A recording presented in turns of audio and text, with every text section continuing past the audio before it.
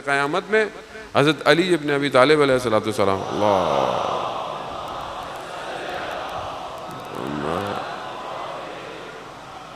امام علی علیہ السلام فرماتے ہیں، بیان کرتے ہیں اپنی حدیث میں کہ قیامت میں کچھ گناہ ایسے ہیں کہ جس کی بو روز قیامت میں اتنی ہوگی کہ لوگ اذیت ہو رہے ہوں گے. گناہوں کی بو جو ہم گناہ کرتے ہیں، خدا نہ کرے نعوذ باللہ ہم سے کوئی گناہ ہو جائے، غلطی ہو جائے، گناہ نظر تو نہیں آتا، لکھا ہوا بھی نہیں آتا، لیکن دنیا کے اس جو ہمیں نظر نہیں آتا، لیکن اس عالم کے اندر گناہ جو ہے وہ ہر گناہ کی ایک بدبو ہے. جیسے مثال اگر آپ کے لباس میں خدا نہ خواستہ کچھ لگ جائے، کوئی کھانے کی چیز ہو، مثال کے طور آپ نے پیاز کھایا ہو اور آپ نے دانت صاف نہیں کیے ہو، تو آپ قریب سے گزرے لہسن کھایا ہو تو کیا پتہ چلے گا؟ اسمیل آئے گی، نیچرل سی بات ہے، اسمیل آئے گی، پتہ چل جائے گا بندے نے کیا کیا ہے. گناہ بھی ایسی ہیں، ہمیں بو نہیں آتی، ملائکہ کو آتی ہے، اولیاء خدا کو آتی ہے. اولیاء خدا اللہ کے ولیوں کو پتہ ہوتا ہے کہ شخص کیا کر کے آیا ہے. قیامت میں بھی کچھ گناہ ایسے ہیں جس کی بو سے باقی لوگ بھی بیزار ہوں گے.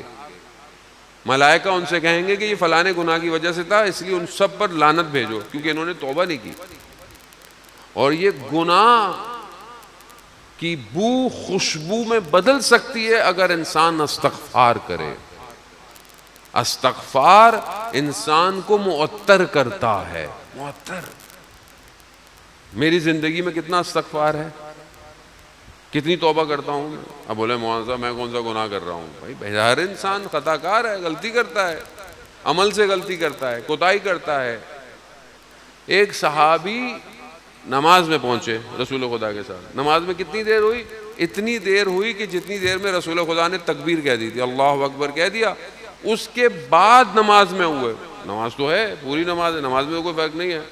بعد میں انہوں نے کہا کہ یا رسول اللہ، اگر میں ایک غلام آزاد کرا دوں تو کیا یہ جو میری تاخیر ہوئی ہے کیا اس سے یہ کور ہو جائے گی، پوری ہو جائے گی؟ کہا نہیں. کہا یا رسول اللہ 2 غلام آزاد کر دوں؟ کہا نہیں.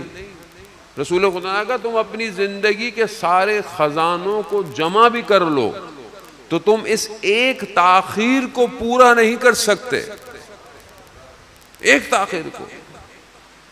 تو یہ تو صحابی تھے، نماز بھی رسول خدا کی تھی. ہم کدھر کھڑے ہوئے؟ ہم کہاں ہیں؟ ہمیں لگتا ہے ہم نے کچھ کیا ہی نہیں زندگی میں. اذان ہو گئی، نماز دیر سے پڑھی، نماز بھی پڑھی تو میں اپنی کہہ رہا ہوں، آپ مجھ سے بہتر ہی پڑھتے ہیں. نماز بھی پڑھی تو میں نے کیسی پڑھی، کون سی پڑھی؟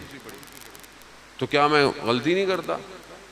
نگاہیں غلطی نہیں کر رہی، کان غلطی نہیں کر رہا، زبان غلطی نہیں کر رہی، ذہن غلطی نہیں کر رہا؟ کر رہا ہے.